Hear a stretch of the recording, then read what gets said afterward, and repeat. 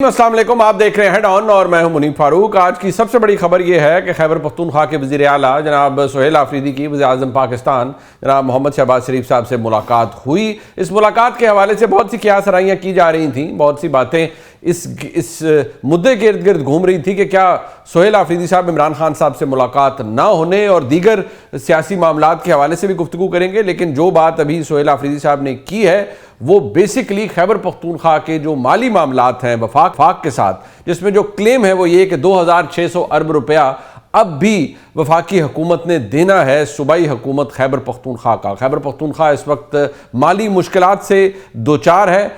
خیبر پختونخوا کے اندر اس وقت پھر جو وہ خاندان جو نقل مکانی کرنے پر مجبور ہیں 13 سے، وہ تقریباً 17,000 خاندان ہیں جنہوں نے نقل مکانی کی ہیں، ان کے لیے حکومت نے یعنی صوبہ خیبر پختونخوا کی حکومت نے محض 4 ارب روپے کی رقم مختص کی ہے، لیکن صوبائی حکومت کا یہ کہنا ہے کہ اس کی ڈیمانڈ بہت زیادہ ہے اور ان حالات کے اندر اگر وفاق کی جانب سے یہ رقم جو کہ صوبے کا حق بنتی ہے وہ جاری نہیں کی جاتی تو پھر معاشی مسائل صوبے کے حوالے سے سنگین ہو جائیں گے۔ وزیر اعظم پاکستان نے اس حوالے سے ہدایات تو جاری کی ہیں، لیکن کیا واقعی یہ جو فگر ہے 2600 ارب کا، یہ صوبے کا اور وفاق کا یہ ایڈ اپ ہوتا ہے یا نہیں؟ دوسری بات یہ ہے کہ بار بار یہ کہا جاتا ہے خیبر پختونخوا کی حکومت کی جانب سے یا پاکستان تحریک انصاف کے عام رہنماؤں کی جانب سے کہ وفاقی حکومت کے پاس تو کوئی اختیار نہیں ہے، وہ ایسا کچھ نہیں کر سکتے جو پاکستان تحریک انصاف یا صوبائی حکومت کے لیے کارگر ثابت ہو سکے۔ پروگرام کے پہلے حصے میں ہم اس پر بات کر لیتے ہیں، اور 8 فروری قریب آ رہا ہے احتجاج، تحریک تحفظ آئین پاکستان کس حد تک کر پائے گی اس پر بھی بات ہوگی، لیکن پروگرام کے پہلے حصے میں ہمیں جوائن کر رہے ہیں وزیر مملکت برائے خزانہ جناب بلال کیانی صاحب۔ کیانی صاحب، میں آپ سے اس لیے معاملات اٹھانا چاہوں گا آپ کے سامنے کیونکہ ان کا تعلق جو محکمہ خزانہ کے معاملات ہیں ان سے ہے، اور جو فگر ہے 2600 ارب روپے کا جو کہ صوبہ خیبر پختونخوا کی جانب سے اٹھایا گیا ہے، اسی پر آپ سے پہلے ہم بات کریں گے۔ آپ کا بہت شکریہ، آپ نے پروگرام میں ہمیں جوائن کیا۔ سب سے پہلے کیانی صاحب، کیونکہ ایسنشلی معیشت کے حوالے سے ہی بات ہوتی ہے، بٹ سب سے پہلے آج ایک بڑی اہم ملاقات ہوئی خیبر پختونخوا کے وزیر اعلیٰ کی وزیر اعظم پاکستان سے، اور جو اس کے اندر بات کی گئی وہ ہمیشہ سے خیبر پختونخوا کا ایک گلہ رہا ہے کہ NFC کے بقایا جات ہے جو کہ وفاق نہیں دے رہا، جو خیبر پختونخوا اور جو قبائلی علاقے ہیں ان کے حوالے سے بہت سارا ایسا فنڈ ہے جو کہ وفاق نے دینا ہے وہ نہیں دیا گیا، اور ایک ٹھیک ٹھاک تگڑا بیک لاگ ہے، اور اب تو جو ڈسپلیسمنٹ وہاں پر ہوئی ہے خیبر پختونخوا کے اندر اس نے بھی کافی پرابلم کریٹ کیا ہے۔ کہ آج پرائم منسٹر صاحب نے کوئی ڈائریکشنز ایشو کی ہیں، تو ذرا بحیثیت وزیر مملکت برائے خزانہ آپ ایجوکیٹ کر سکتے ہیں کہ وہ بقایا جات کی سٹیٹس ہے کیا، اور کیا واقعی اب ان کی ڈسبرسمنٹ ہوگی ٹو دا پروونس؟ جی بسم اللہ الرحمن الرحیم۔ منیب صاحب بہت شکریہ جی اپنے شو میں دعوت دینے کا۔ منیب صاحب دیکھیے، وفاقی حکومت NFC ایوارڈ کے تحت صوبائی حکومتوں کو بشمول KP ان کی رقوم ہر فورٹ نائٹ مطلب کہ ہر 2 ہفتے بعد ریلیز کرتی رہی ہے، اور جو لاسٹ ابھی ریسنٹ جو ریلیزز ہوئے ہیں اس کے بعد اس سال تک ابھی تک میرے خیال سے تقریباً 535 ارب روپے نیٹ ڈویزبل پول کے ابھی ٹرانسفر ہوئے ہیں 1 جولائی سے 15 جنوری 2026 تک کے پیریڈ کے لیے۔ اسی طرح اور بھی مرج ڈسٹرکٹس کے لیے اگر آپ دیکھیں تو مرج ڈسٹرکٹس کے لیے بھی وفاقی حکومت نے تقریباً 743 ارب روپے آلریڈی مرج ایریاز کو ٹرانسفر کیے 2019 سے آج تک، اور اس کے علاوہ جو ان کی اسٹریٹ ٹرانسفرز ہیں آئل اینڈ گیس کی، اس کے علاوہ جو ان کی بین انکم سپورٹ پروگرام کے تحت ہیں، جو خیبر پختونخوا کا وار آن ٹیرر کا NFC کے تحت ہے، وہ ساری رقوم ملتی رہی ہیں، اور فائنانس منسٹری نے اور فائنانس ڈویژن نے بار بار کہا ہے کہ ہم ریکنسیلیشن آف اکاؤنٹس کے لیے ریلیونٹ کاؤنٹر پارٹ سے KP کے اویلیبل ہیں۔ بنیادی بات منیب صاحب رقم کی نہیں ہے، بنیادی بات اس رقم کے استعمال کی ہے۔ اچھا، اور یہ بات سیاسی ہو جاتی ہے، مگر یہ بات سیاسی ہے۔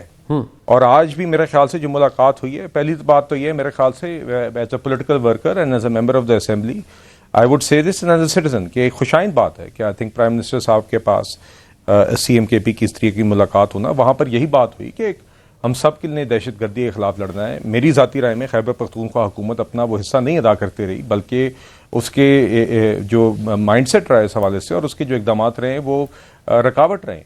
تو اگر اس کے اندر وہ اس رقم کو استعمال کی طرف بہتر طریقے سے جائیں، کاؤنٹر ٹیررزم ڈپارٹمنٹ پہ خرچیں، فورینسک لیبس پہ خرچیں، ہمیں لا اینڈ آرڈر کے اوپر اور ٹیررزم کے خلاف سویلین لا انفورسمنٹ ایجنسیز کو سٹیئر کرتے ہوئے خیبر پختونخوا کی حکومت نظر آئے، تو دیکھیے میرے خیال سے اس میں بہتری ہوگی. آپ جانتے ہیں این ایف سی کی ڈسکشنز بھی آن گوئنگ ہے. جی تو دیکھیے وہاں پہ ڈیٹا بیسڈ ایک آبجیکٹو ڈسکشن ہوگی، اور اس میں ہاریزونٹل جو ڈویژن ہے امنگس پروونسز اور ورٹیکل جو وفاق اور صوبوں کے درمیان ہے، اور اس میں اخراجات اور ریونیوز دونوں کا ذکر ہے، تو وہاں پر بھی تفصیلی جائزہ لیا جائے گا. اور انشاءاللہ ہم سب چاہتے ہیں کہ یہ چاہے وفاق ہو اور صوبائی حکومتیں ہوں، we want all of these governments to be fiscally sustainable for the benefit of Pakistan. I understand that, sir.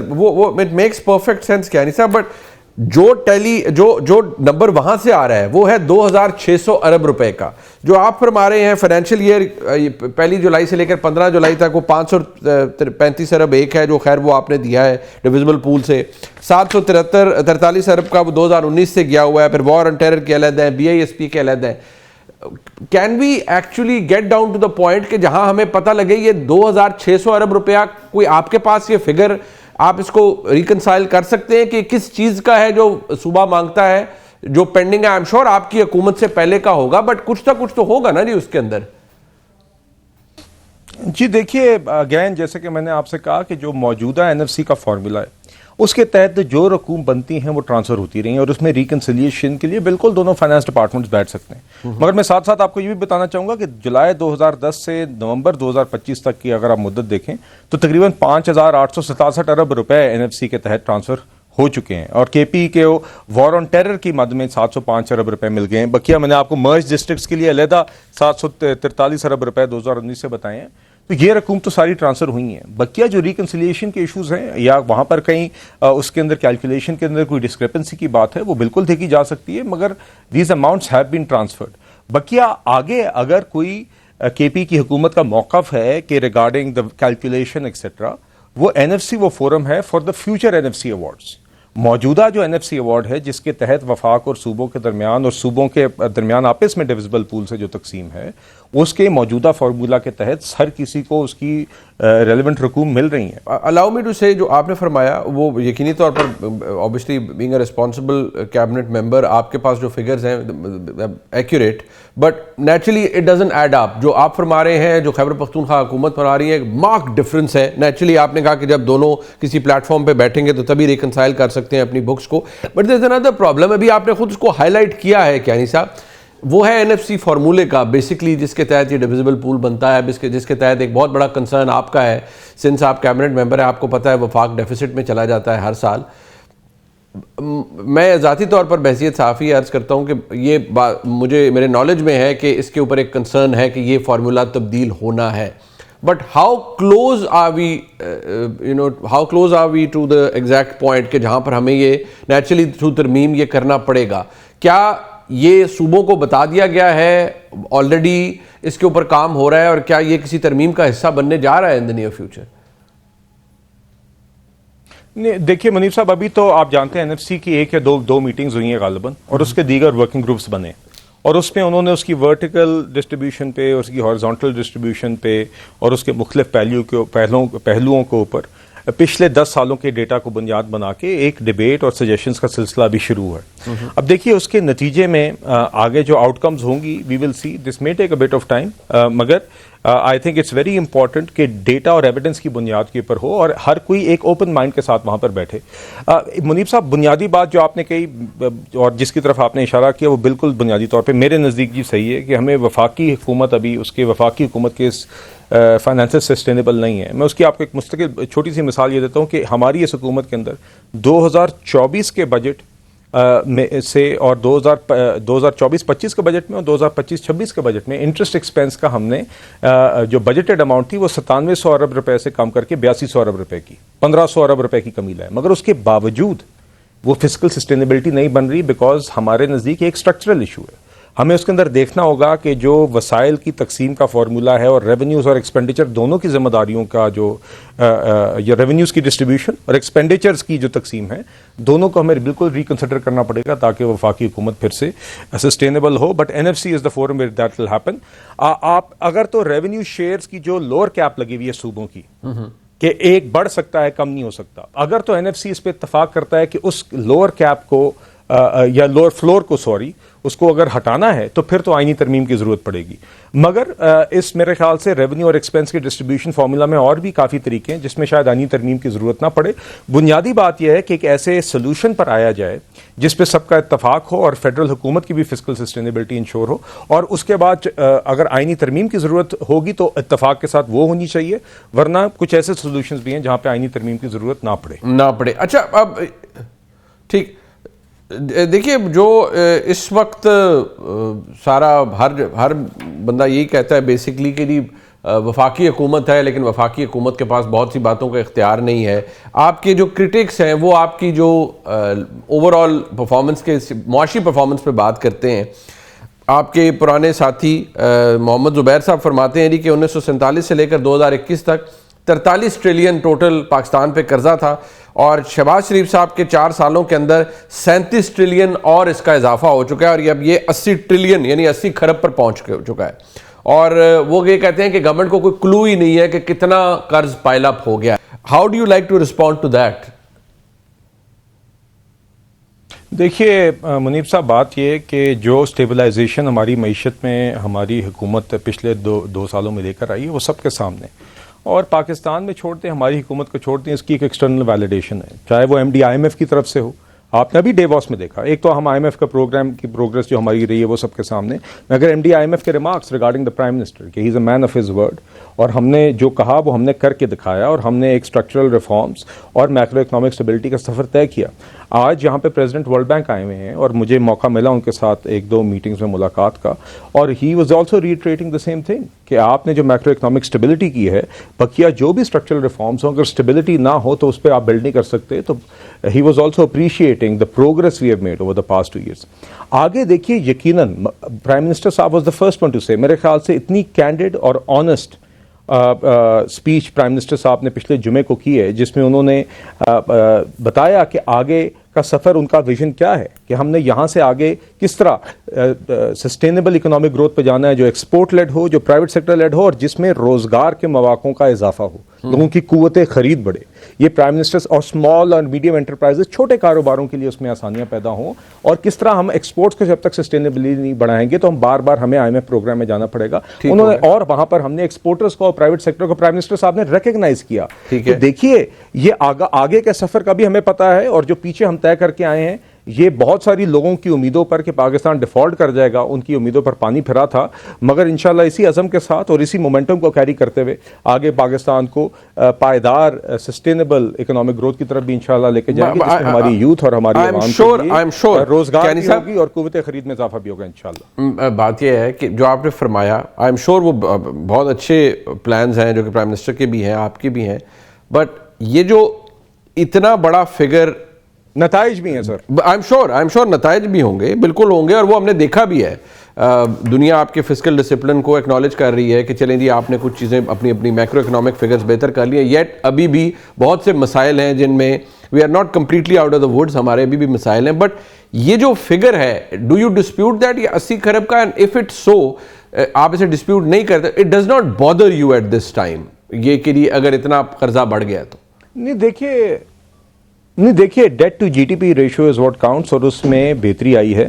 اور اس کے علاوہ واٹ میٹرز از کہ آپ کی فزیکل سسٹینیبلٹی کیا ہے, کیا آگے آپ کو آپ کے قرضوں کی اور ان کے مارک اپس کی ادائیگی کی آپ کے اندر صلاحیت ہے, کیا آپ کا ایوریج ٹائم ٹو میچورٹی بڑھ رہا ہے, کیا آپ کی کاسٹ آف ڈیٹ کم ہو رہی ہے. اس حوالے سے تو جی دیکھیے, اگر ہم نے نہ ان میٹرکس پہ بہتری لائے ہوتے تو یہ میکرو اکنامک اسٹیبلٹی تو نہ ہی ہوتی, یا ہماری ریٹنگز ایجنسیز ہماری ریٹنگ تو نہیں, سوورن ریٹنگ نہ بڑھاتی, تو وہاں پر بہتری آئی ہے. اور آگے ہماری capacity to repay these debts and to manage our external and internal fiscal matters, اس میں بہتری آئی ہے, تو یہ نتائج ہیں. تو دیکھیے, ہم اپنی میکرو اکنامک اسٹیبلٹی جو اچیو کر سکیں انشاءاللہ ان گینز کو بھی مزید مستحکم کریں گے, فسکل ڈسپلن بھی رکھیں گے, اور آگے اس طرح کے میجرز کے ساتھ اپنے معیشت کے اندر گروتھ بھی لے کے آئیں گے, تاکہ ہمارے ایکسپورٹرز, ہمارے کاروباری حضرات, ہمارے روزگار ٹھیک ہو گیا. کمانے That والے سارے basically افراد کے لیے آسانی پیدا ہو اور ان کی comes قوت down خرید to میں the بھی point اضافہ کہ ہو اور انشاءاللہ اکنامک گروتھ بھی آئے. یہ obviously the figure does not bother you because you're looking at the fiscal stability اور آپ اپنا financial جو discipline ہے اس کو exhibit کر نہیں رہے سر, ہیں. I'm looking at the debt to GDP. I understand that sir, وہ ٹھیک ہے. Debt to GDP which has improved.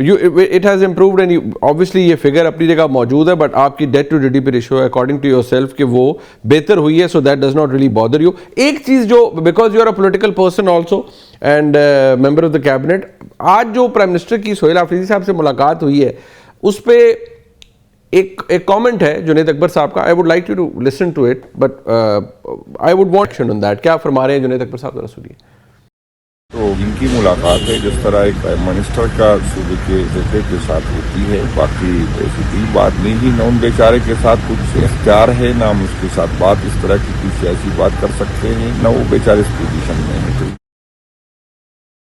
اب معیشت کے حوالے سے تو کینی صاحب بات ہوئی ہے, بٹ اختیار کے اوپر بڑی بات ہوتی ہے جو آپ کے کولیگز تحریک انصاف کے بار بار کہتے ہیں کہ ان کے پاس اختیار نہیں ہے, ان سے اور کیا بات کرنی ہے, بس ٹھیک ہے بحیثیت چیف ایگزیکٹو ملاقات ہو گئی. اس کے اوپر کیا, کیونکہ آج کی ملاقات کے حوالے سے آفریدی صاحب نے تو خود کہا ہے میں نے عمران خان صاحب کے حوالے سے بات کوئی نہیں کی, میں نے اور کسی چیز کے حوالے سے بات نہیں کی, انہوں نے یہ بھی کہا کہ شاید ایک دو ملاقاتیں اور ہوگی. سو اوور آل ریئیکشن کیا ہے وفاقی حکومت کا اس ملاقات کے اوپر؟ جنید اکبر صاحب کا بیان افسوسناک ہے کیونکہ اگین یہ اس مائنڈ سیٹ کی عکاسی کرتا ہے جو اڈیالہ سے ہم دیکھتے آ رہے ہیں, اور اڈیالہ والے شخص کی آپ نے ٹویٹ بھی آپ کے پاس موجود ہے.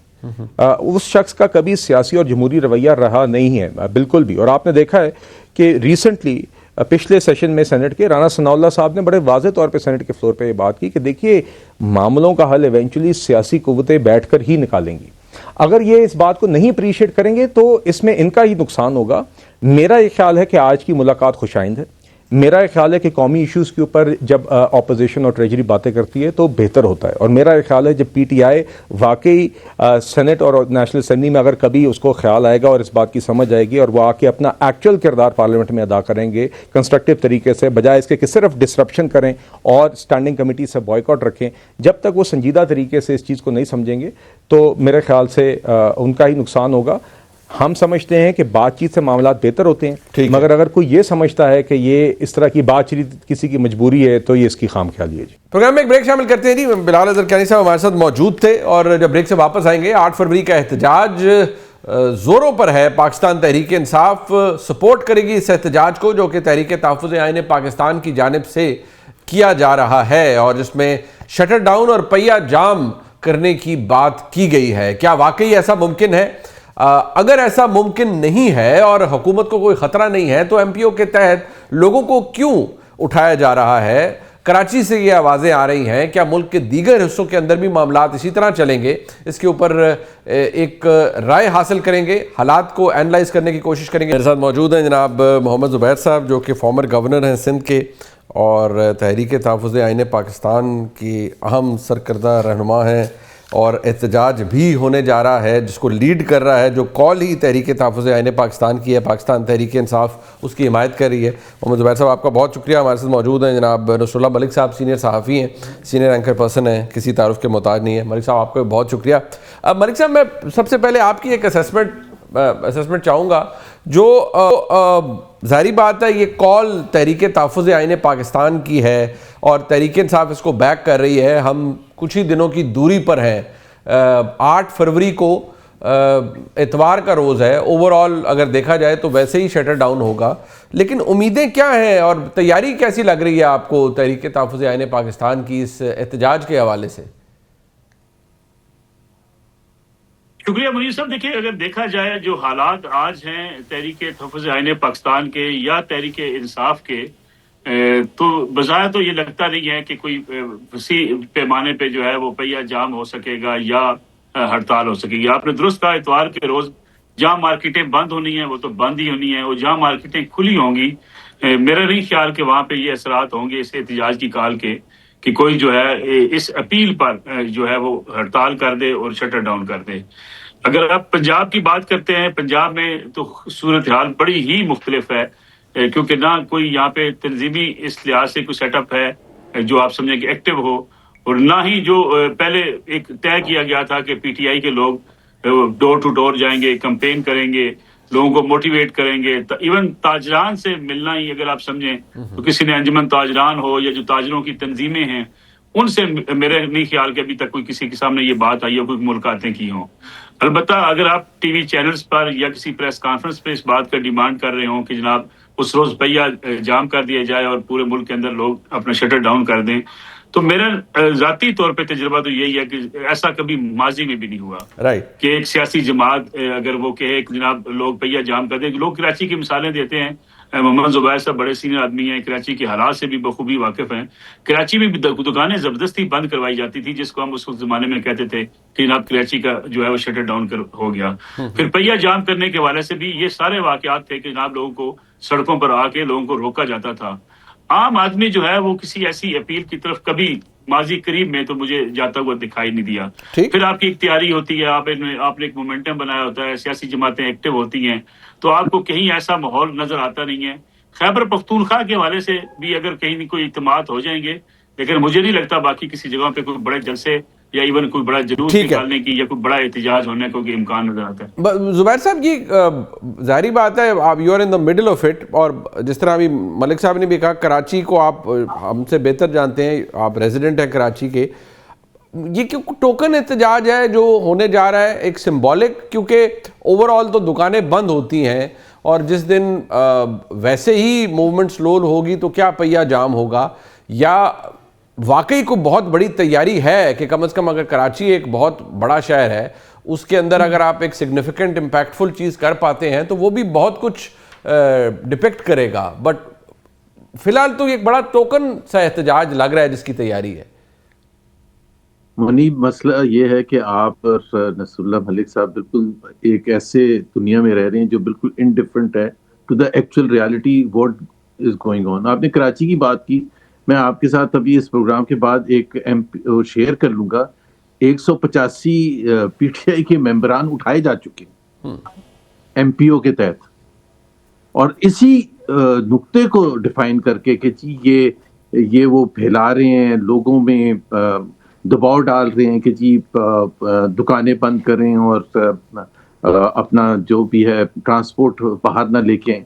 بھائی اگر کچھ نہیں ہونا تو پھر آپ کیوں بند کر رہے ہیں؟ اور یہ تو 185 جو ہے یہ تو ریٹن آرڈر ہے, یہ تو ریٹن آرڈر ہے. اس کے علاوہ جو فون کر کے, جو دباؤ ڈال کے, جو ڈرا دھمکا کے, وہ الگ ہو رہا ہے, اور پنجاب میں بھی ہو رہا ہے. سو ایک تو دیکھیں نا, میں بالکل آپ کی بات سے ایگری کرتا ہوں, نہیں ہوگا سکسیسفل. اس لیے نہیں ہوگا کہ یہ نہیں کہ عوام کس طرف کھڑے ہوئے, وہ تو پتہ ہی نہیں چلے گا. بالکل ایکچوئل ریالٹی کے بیسس پر کہہ رہا ہوں کہ اس دفعہ ایسی پھینٹی لگائیں گے کہ یاد رکھیں گے. جب آپ نے پھینٹی, آپ اسٹیٹ کے ساتھ نہیں لڑ سکتے. فواد چودھری ایک بات بالکل صحیح کہتے ہیں کہ یار ہمارے پاس بندوقیں گنے, ہم تو نہیں پہاڑ پر چڑھ سکے لڑائی کرتے. ہم تو ایک پولیٹیکل وزڈم سے اپنے, ہم اگر کسی لوگوں کو کہیں کہ جی 2 سال پہلے کیا ہوا تھا, دھاندلی ہوئی تھی, اس کے خلاف احتجاج ہم کرنے جا رہے ہیں, یہی کر سکتے ہیں نا. اپنی وزڈم سے, اپنے جو بھی پوائنٹس ہیں, آرگومنٹ سے ان کو کہہ سکتے ہیں کہ اس کا مطلب کیا ہے, بھائی آپ کا مینڈیٹ چوری ہوا تھا اس لیے آپ تعاون کریں گے تو اس کا امپیکٹ ہوگا. بٹ پلیز انڈرسٹینڈ کہ نارمل حالات نہیں ہوتے.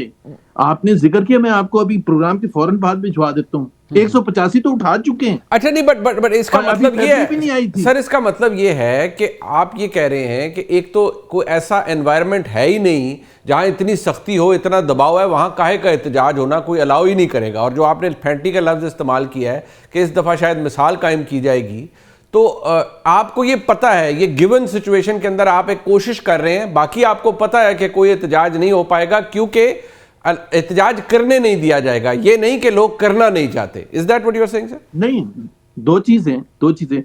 یہ بھی ہو سکتا ہے کہ اگر بالکل فری ماحول ہو, نہیں لوگ جس طرح ملک صاحب کہہ رہے تھے کہ لوگ اس قسم کے انوائرمنٹ میں نہیں آتے, ہو سکتا ہے. That is also a possibility. یقین کے ساتھ تو وہ بھی نہیں, وہ نوشنل تو نہیں میں کہہ سکتا کہ لاکھوں کروڑوں لوگ باہر آ جاتے اگر بالکل فری ماحول ہو. لیکن اس کے ساتھ ساتھ یہ بھی ایک چیز, ایک ریالٹی ہے کہ جو ماحول ہے اس ماحول میں ظاہر سی بات ہے, اور یہ کوئی ایک دن کا تو ماحول ہے نہیں, بلٹ اپ ہوا ہے. سو جو ورکرز ہیں, فار ایگزامپل 26 نومبر کی آپ ایگزامپل لے لیں جو 2024 کو ہوا تھا, تو جو لوگوں کو جو جس طرح سے مار پڑی تھی, اور جس طرح سے پکڑ دھکڑ ہوتی ہے، جس طرح سے اٹھایا جاتا ہے ہزاروں لوگوں کو، ہزاروں ورکرز کو، تو پھر اس کے بعد ان کو باہر نکالنا کوئی آسان کام نہیں ہوتا. ٹھیک ہے، لیکن اس کا مطلب یہ نہیں ہوتا کہ جی سارے لوگ کرنا نہیں چاہتے. ملک صاحب ایک بات تو یہ، اگر زبیر صاحب کی اس میں بڑا وزن ہے کہ اگر واقعی لوگوں نے نہیں نکلنا اور کچھ بھی نہیں ہونا، تو انہوں نے یہ فگر دیا ہے 185 obviously and counting. ابھی یہ لوگ جن کو ایم پی او کے تحت اٹھایا گیا ہے یا کسی کو ہاؤس اریسٹ میں ڈالا جائے گا، باقی وہ کہہ رہے ہیں کسی کو فون کیا جا رہا ہے، یہ کیا جا رہا ہے، یہ وہ کراچی کی بات کر رہے ہیں. لاہور میں تو بسنت ہے، اگلے 4-5 دن پوری فیسٹیوٹی یہاں پر ہوگی، تو لوگ شاید اس کے اندر زیادہ مشغول ہیں. لیکن باقی جگہوں پر بھی اگر یہی کچھ ہے تو اس کا مطلب یہ ہے کہ احتجاج کے لیے کچھ اپریہینڈ تو کیا جا رہا ہے، اسی وجہ سے یہ دباؤ ہے لوگوں کے اوپر. دیکھیں زبیر صاحب کی اس بات سے تو میں اتفاق کرتا ہوں کہ ایک ماحول ایسا ہے جس میں خوف بھی ہے اور خاص طور پہ پکڑ دھکڑ کا سلسلہ بھی ہوتا ہے. لیکن یہ آج کی بات تھوڑی ہے. میں نے 85 کے الیکشنز بھی دیکھے ہیں، میں نے بے نظیر کا رائل بھی دیکھا ہے، میں نے 88 سے لے کے پھر 90 کی سیاست بھی دیکھی ہے، اور اللہ کا شکر ہے ہمیں گراؤنڈ رپورٹنگ کا جو ہے شروع سے، میں آج بھی اپنے آپ کو رپورٹر سمجھتا ہوں. یعنی ہم نے ہر چیز کو بڑے قریب سے جا کے سیاسی سارے ماحول دیکھے، احتجاج بھی دیکھے ہیں. کیا جب لانگ مارچ ہوا کرتے تھے، جب دھرنا جو ہے 93 کا ہوا، اس وقت بھی لاٹھی چارج تھا، اس وقت بھی گرفتاریاں تھیں. میاں نواز شریف جب 12 اکتوبر کو ہٹائے گئے، اس کے بعد سے آپ کو لاہور میں جوید اشرف صاحب اسی مار روڈ کے اوپر جو ہے وہ شہید کیے گئے. ہر روز نیلا گنبد پہ لوگوں کے سر پھاڑے جاتے تھے، گرفتاریاں ہوتی تھی، حتیٰ کہ اسی لاہور کی نہر میں لوگ چھلانگیں لگا دیا کرتے تھے. یعنی کارکنان نکلتے تھے، ماریں کھاتے تھے، جیلوں میں جاتے تھے، اپنا احتجاج ریکارڈ کرتے تھے. آج یہ پی ٹی آئی کا دعویٰ ہے کہ اس سے کہیں زیادہ سختی ہے، یہ بھی مان لیتے ہیں اس سے زیادہ سختی ہے. لیکن پی ٹی آئی یا تحریک یعنی پی ٹی آئی کی جو ٹیمیں ہیں وہ اس وقت ایسا مومنٹم نہیں بنا سکی، یہ بات بھی ایک ماننے والی ہے. آپ دیکھیے نا کہ ہر جگہ پہ تو اتنے لوگ گرفتار بھی نہیں ہوتے. اگر سہیل آفریدی صاحب لاہور آئے تھے، حکومت نے تھوڑا سا مس مینج کیا. آپ خود لاہور میں دیکھ رہے تھے اس روز لبرٹی چوک میں یا جن جگہوں پہ وہ گئے، تھوڑی سی رکاوٹیں تھی سہیل آفریدی صاحب کے لیے، کوئی بڑی رکاوٹ نہیں تھی. ہم نے خود اپنی آنکھوں سے دیکھا کہ نہ لاہور میں اس روز پکڑ دھکڑ تھی، نہ گرفتاریاں تھی. کتنے لوگ نکل کے آئے سہیل آفریدی صاحب کی لبرٹی چوک میں. اور بھیرا میں جس تصاویر کو شیئر کیا جاتا ہے، زبیر صاحب نے بھی بڑے قریب سے میڈیا مینجمنٹ بھی دیکھی ہوئی ہے، یہ ساری چیزیں دیکھی ہوئی ہیں. میاں نواز شریف نکلے تھے، جی ٹی روڈ سے آئے تھے، کتنے ہزار لوگ تھے، ہم نے سارے رپورٹ کیے ہوئے ہیں. ہم تصاویر بھیرا کی اگر انٹرچینج کی، میں آپ کو پورے گن کے افراد بتا سکتا تھا کہ 250 سے اوپر لوگ کتنے تھے وہاں پہ. جب آپ یہ سوچیں کہ ٹھیک ہے ایک ماحول سختی ہے، تو کارکن اپنی تنظیم سازی اس کی طرف آپ توجہ دیتے ہیں، کارکنوں کو موٹیویٹ کرتے ہیں. اب پی ٹی آئی کا المیہ کیا ہے؟ یعنی یہاں پہ جو چیف آرگنائزر ہیں عالیہ حمزہ صاحبہ، سلمان اکرم رضا صاحب، ان کو نہیں مانتے. پارٹی کی کوئی تنظیم نہیں ہے. ابھی جب وہ آئے تھے ایون زمان پارک کے بعد تو کوئی سختی نہیں تھی. کتنے لوگ تھے تحریک تحفظ آئیں گے پاکستان. بٹ اگر یہی بات ہے ملک صاحب، مسئلہ یہ ہے، بٹ سر بات یہ ہے ملک صاحب، بات یہ ہے کہ پھر زبیر صاحب کی یہ بات، اس میں تو وزن پڑ جاتا ہے نا. وہ کہتے ہیں اگر واقعی لوگوں میں ڈر بھی ہے، خوف بھی ہے، سب کچھ ہے، تو پھر لوگوں کسی کو ایم پی او کے تحت پابند کرنا، کسی کو پکڑنا، اس کی ضرورت ہی کوئی نہیں ہے. پھر ٹھیک ہے، اگر واقعی لوگ انٹرسٹڈ ہی نہیں ہیں تو نہیں آئیں گے. لیکن جب کوئی بھی گورنمنٹ یہ کرتی ہے تو آپ اس بات کا، اس کو ایکنالج کرتے ہیں کہ آپ کو کوئی خوف ہے کہ لوگ نہ باہر نکلنا ہے، احتجاج نہ ہو جائے، اور یہ احتجاج بڑا نہ ہو جائے، اتنا نہ ہو جائے کہ اس سے ایک خبر بن جائے، ہیڈ لائن بن جائے کہ یہ بہت بڑا احتجاج تھا. دیکھیے منیر صاحب، حکومتیں تو اس بات سے ہمیشہ خوف کھاتی رہی ہے، کوئی بھی حکومت رہی ہو. آپ نے دیکھا ہوگا 50 اسٹوڈنٹس نکل آئے تو حکومت اس بات کا خوف کھاتی ہے، پولیس والی گرفتاریاں شروع کر دیتے ہیں. ہمارے ہاں ایسا کلچر کبھی رہا نہیں کہ جو احتجاج ہو وہ پرامن بھی ہو اور احتجاج کو برداشت بھی کیا جا سکے، اور پرامن احتجاج سیاسی جماعتی کرنے کی عادی بھی ہوں. آج چلے کافی سیولائز احتجاج ہونا شروع ہو گیا ہے. ہم نے تو دیکھا ہے لاہور مار روڈ کے اوپر سارے ٹریفک سگنل توڑ دیے جاتے تھے، تمام بل بورڈز توڑ دیے جاتے تھے، تمام دکانوں کو پتھراؤ کر کے دکانوں کے شیشے توڑ دیے جاتے تھے. یعنی جب لوگ، انتظامیہ جو ہوتی ہے وہ اس خوف کا شکار تو ہوتی ہے 100 بندوں سے بھی زیادہ بندے نہ بھی اکٹھے ہوں. تو یہ پکڑ دھکڑ ہمارا کلچر کا حصہ بنا ہوا ہے. ہاں ہونا نہیں چاہیے آئیڈیلی پرامن احتجاج کی. یہ ویسے میں نے آپ کو بتایا، یہ ملک صاحب یہ بات میں نے سر کیوں اٹھائی، میں نے یہ بات اس لیے اٹھائی کیونکہ میں زبیر صاحب کے پاس جاتے ہوئے ایک بات آپ کو ضرور، انہوں نے کہا کہ میں اور آپ، ہم کسی اور دنیا میں رہ رہے ہیں، ہم ریالٹی کو ایکسیپٹ نہیں کر رہے کہ کتنا سختی کا ماحول ہے. تو زبیر صاحب، میں اس بات کو ایکنالج کرتے ہوئے کہ سختی کا ماحول ہے، اور اس کو بالکل میں کبھی نہ کبھی ڈینائی کیا، نہ آج کروں گا کہ فیئر والا فیکٹر بھی ہے، اور ملک صاحب نے بھی اسے ایکنالج کیا. 8 کے بعد 9 فروری بھی آنی ہے.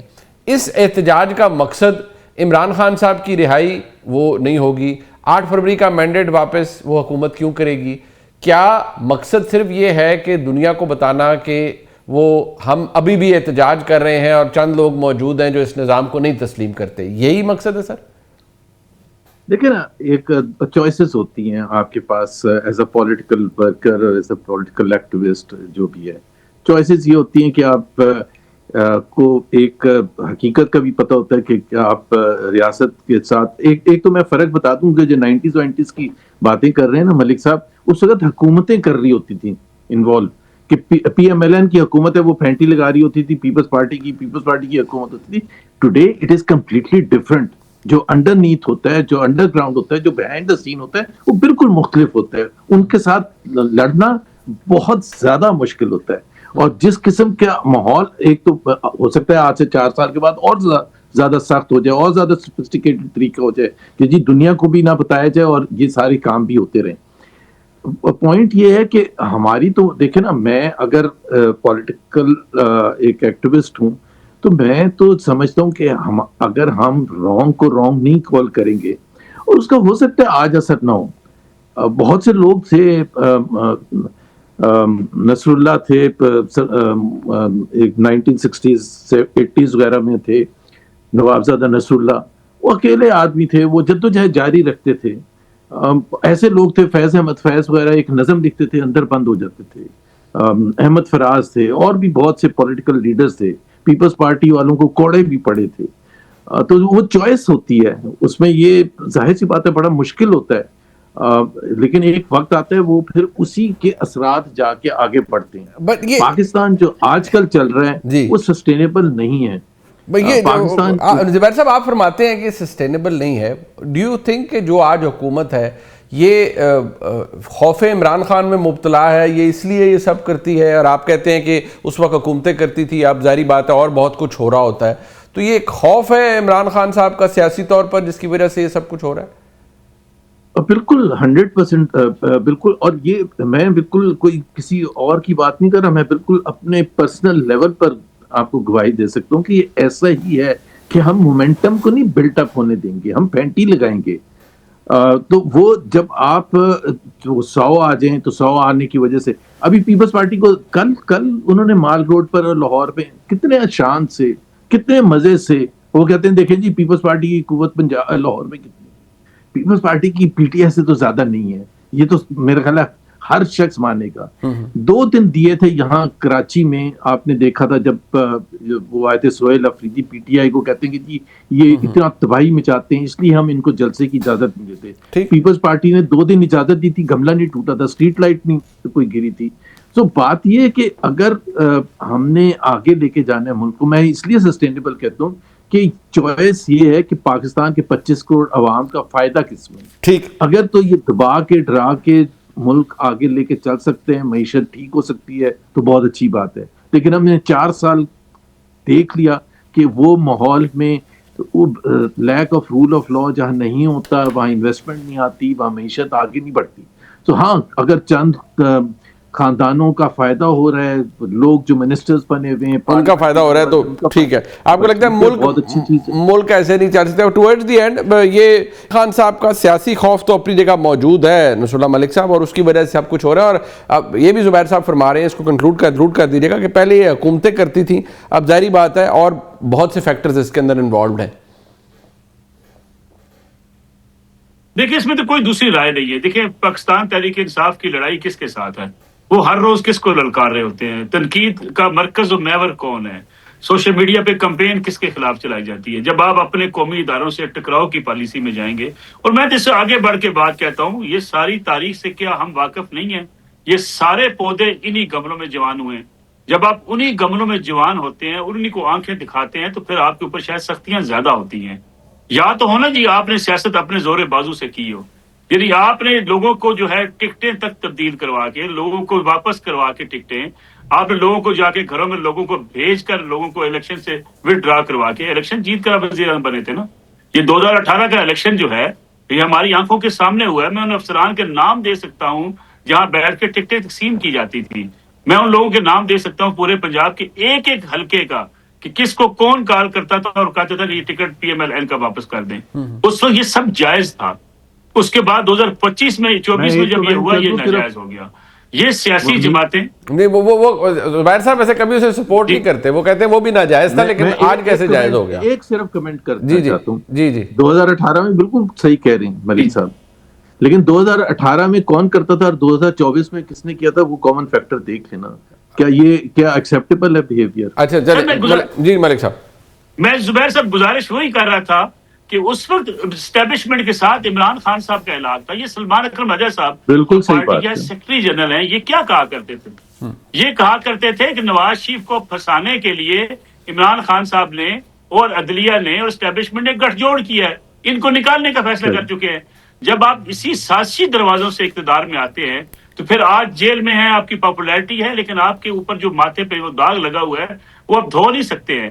और मुस्तकबिल में भी आप हाजिर हैं, यानी जब भी आपकी डिमांड्स आती हैं तो उसके लिए आप तैयार होते हैं। सियासतदानों को ये सोचना चाहिए कि जब आप उसी गमले में आपकी आबियारी होती है या जब आपकी एस्टेब्लिशमेंट आपकी मर्जी की होती है तब आपकी जमहूरियत खत्म हो जाती है, जब एस्टेब्लिशमेंट आपके खिलाफ होती है तब आपको जमहूरियत याद आ जाती है। ये चक्कर है जिसमें हम घूमते चले जा रहे हैं। ये सिर्फ सारे सियासतदान ये तय कर लेंगे कि जनाब हमें वो दरवाजा नहीं चाहिए, तो फिर शायद हम किसी तरह आगे बढ़ सकेंगे। वो दरवाजा तो शायद पता नहीं सियासतदान खुद भी नहीं चाहते कि वो बंद हो। मैं शुक्रिया अदा करूंगा जनाब मोहम्मद जुबैर साहब का और जनाब नसरुल्लाह मलिक साहब का। प्रोग्राम आपने देखा जी, इसका फीडबैक हमें जरूर दीजिएगा। देखने का बहुत शुक्रिया। खुदा हाफिज़।